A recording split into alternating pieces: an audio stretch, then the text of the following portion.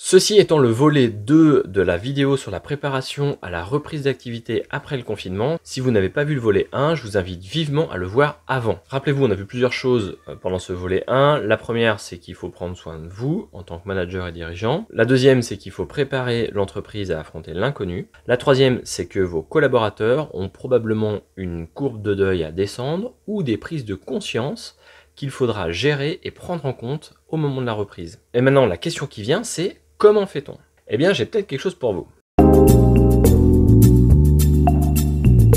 Avant d'aller plus loin, je vous propose une rencontre gratuite en visio le jeudi 7 mai. Je vais faire 2 groupes de 4 ou 5 entreprises qui viendront partager leurs questionnements par rapport à la méthode que je propose et la préparation à la reprise. Si vous êtes intéressé, n'hésitez pas à vous inscrire dans le lien qui est dans la description de la vidéo. Par contre, je ne ferai pas plus de 2 groupes, donc les premiers arrivés seront les premiers servis. Allez, c'est parti! Nous l'avons expérimenté avec le Covid. On peut avoir tous les plans de la Terre conseillés par tous les plus grands sachants du monde. Personne ne peut prédire ce type de catastrophe. S'échiner à trouver le meilleur plan de gestion qui rentrerait dans un fichier Excel, ça paraîtrait donc à faire toujours plus de la même chose. Mais pour œuvrer dans l'inconnu, vous avez une ressource incroyablement douée pour ce faire, c'est l'homme. Ce qui ne veut pas dire qu'il ne vous faut pas une stratégie ou un plan. Il faut travailler sur les deux. Vous avez donc tout intérêt à soigner cette ressource, car quoi qu'il en soit, c'est bien cette dernière qui sauve la mise ou pas quand il y a un incendie. Pour ce faire, je vais donc vous proposer un processus. Ce processus, en fait, se sépare en 2 morceaux, qui peuvent se faire soit séparément, soit vous pouvez faire les deux. Ce qu'il faut bien se rappeler, c'est que vos collaborateurs, quand ils vont reprendre le travail, ils vont pas courir sur les dossiers ou derrière les machines ou que sais-je. Leur priorité, ça va être plutôt de se reconnecter à l'entreprise et à leurs collègues et de prendre de leurs nouvelles. Soit vous accompagnez cette énergie pour pouvoir en tirer quelque chose pour chaque individu et pour le collectif, soit vous contraignez par une reprise rapide et se mettre vite dans le faire, mais cette reconnexion à l'entreprise et aux collègues aura lieu de toute façon. Il s'agit de rencontrer vos collaborateurs, tous vos collaborateurs, en rendez-vous en seul à seul. Par le biais de votre système de management habituel, je vous propose de faire un rendez-vous entre le manager et le managé avec des questions simples comme « Comment te sens-tu ? Comment as-tu vécu le confinement ? Comment envisages-tu la reprise ? Quel est ton niveau de motivation de 0 à 10 à reprendre le travail ?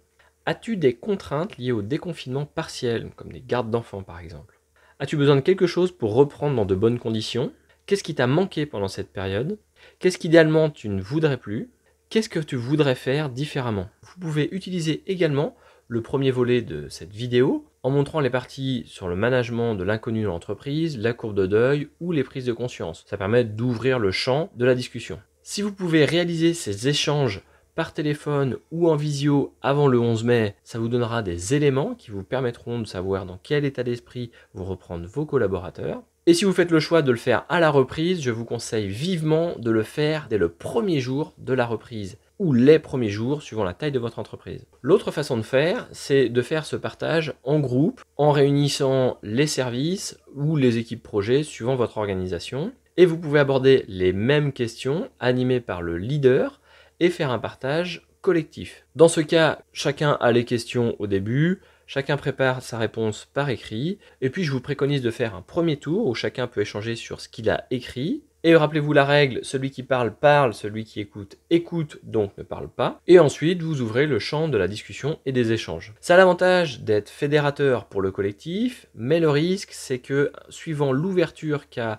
l'équipe que vous allez réunir, certains individus sont peu enclins à partager leurs propres contraintes devant un groupe. Il conviendra alors au leader d'être attentif en fonction de ce qu'il connaît des personnes qui sont dans l'équipe et peut-être provoquer un rendez-vous spécifique avec ces personnes-là pour vérifier qu'il n'y a pas des contraintes qui n'ont pas été émises. Une fois que tous les collaborateurs ont été vus, eh bien, il vous reste à rassembler l'ensemble des informations, remonter les difficultés, les questionnements, etc.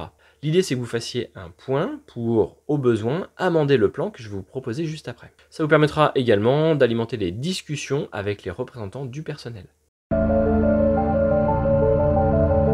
L'idée est d'abord de constituer une équipe qui soit représentative de votre organisation. Des personnes de la direction, des personnes du management intermédiaire quand c'est le cas, des personnes du terrain, qui vont pouvoir travailler ensemble autour des points que je vous propose. En amont, c'est-à-dire avant le 11 mai, vous définissez les activités essentielles à l'entreprise. Je vous conseille de séparer les activités en plusieurs catégories. Les indispensables, par exemple le traitement de la commande, les flux logistiques, les systèmes d'information, le minimum administratif comme la paye, les mieux d'avoir, c'est-à-dire ça peut être des services optionnels aux clients. Si toutefois vous avez des difficultés à faire les choix, eh bien raccrochez-vous au sens que vous avez déterminé au préalable. Et puis ce qui a clairement manqué, par exemple, ça peut être une cellule de gestion de crise. Définissez ensuite les objectifs pour chacune des activités. Le minimum vital pour l'entreprise par activité, et puis des objectifs qu'on appelle en ramp-up, c'est-à-dire en montée progressive, qui intègrent les mieux d'avoir et les clairement manqués au fur et à mesure. Vous définissez ensuite les risques, vous les identifiez par activité via une matrice de risque. Alors si vous n'avez pas de matrice de risque, je vous en mets une dans le document qui est téléchargeable en description de cette vidéo et qui reprend les éléments de ce plan. Et une fois les risques identifiés et qualifiés, vous mettez les réactions face aux risques, soit vous réduisez l'impact ou l'occurrence,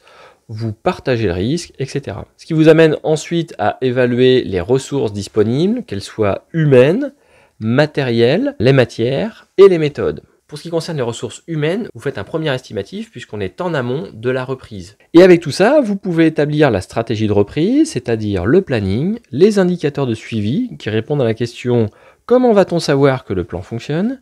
et puis le plan d'action, abondé du plan de réduction des risques, n'oubliez pas. Et ensuite, vous passez à la phase de déploiement, qui est le partage à grande échelle. Donc là, on est au moment de la reprise. Je vous conseille d'expliquer ce plan dès la reprise et d'expliquer qu'en parallèle de ça, il va y avoir des entretiens ou des réunions de service qui permettront d'échanger autour de ce que les collaborateurs ont vécu pendant le confinement. Et je vous conseille d'être assez transparent sur le fait que ce plan peut être modifié en fonction de ce qui sortira des différents entretiens. Ensuite, l'idée, c'est de faire une demande de retour et d'appropriation par chacun.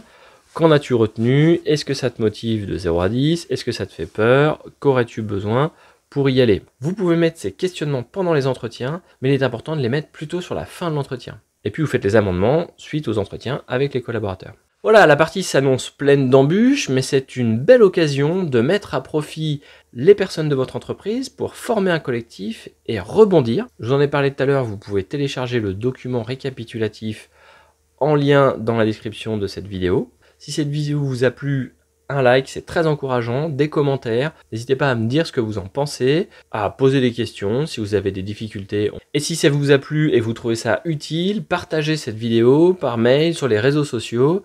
C'est la meilleure façon qu'elle soit le plus vue. Et je vous invite évidemment à vous abonner. Et d'ici là, prenez soin de vous, prenez soin de vos proches et à bientôt pour la prochaine vidéo.